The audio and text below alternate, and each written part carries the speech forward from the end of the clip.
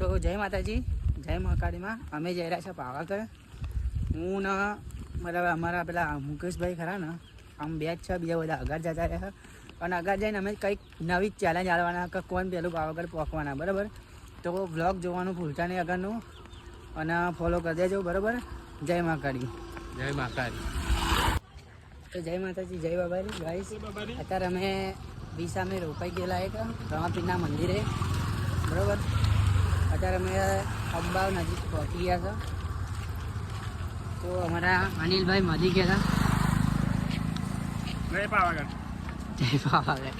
બોલો મુકેશભાઈ, તમારે કઈ કહેવું છે? ના બસ બસ બસ. બેન બે હાથે જય માતાજી. જય માતાજી. ઠાસરા બાજુની આવો સુખીના મોડા વિસામો બાજુ આવવાનું ભૂલતા નહીં. વિસામો ચાલુ જ છે. વિસામાનો લાભ લેવા માટે આવજો.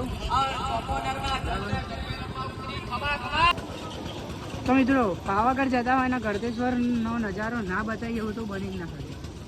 તો ગાઈસ, અમે આવી ગયા છે ગળતેશ્વર. બરાબર, જયલા નદી મહીસાગર. તો ગાઈસ, ચાલતા પાવાગઢ જતા હોય ગળતેશ્વર નદી મેં ના જઈએ તો મજા ના આવે યાર. બરાબર, તો જોઈ લો ગાઈસ. ચાલો. તો ગાઈસ, જય માતાજી. આપણે આવી ગયા છે વાલાવાવ ચોકડી. તો તમે સાંભળ્યું છે પેલું કે પ્રેમ આંધળો હોય છે પણ ભાઈબંધી બી આંધળી જ હોય છે. અત્યારે મેં જોયું કે મારો ભાઈબંધ 30 થી 40 કિલોમીટર બાઇક લઈને, આ મારા ભાઈઓ બધા વાલાવાવ ચોકડી નાસ્તો લઈને આવ્યા સ્પેશિયલ અમારા માટે.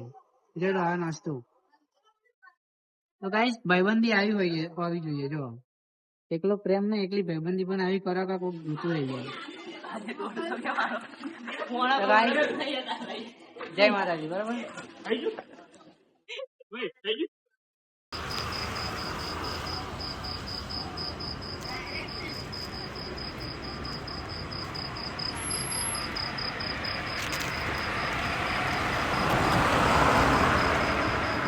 હે માં મહાકાળી, કોઈ જોણતું તો નહીં પણ જોઈના તારા કરવાના માં.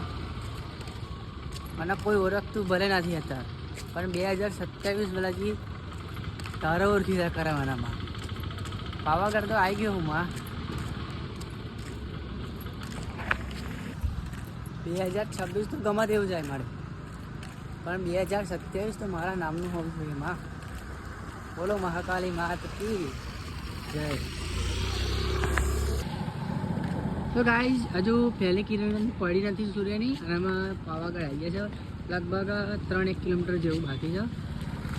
જો તમે પણ આવવાના હોય તો આવી જજો, દર્શન કરી લેજો. કારણ કે નવરાત્રિના નોરતા ચાલે માતાના. બરાબર, આ દેખાય છે ને એ પાવાગઢ. જય માતાજી. બોલો મુકેશભાઈ. જય માતાજી. કેમનું પગપાળા આવીને તમને કેવું લાગે? બસ સારું લાગે. સારું લાગ્યું. હા.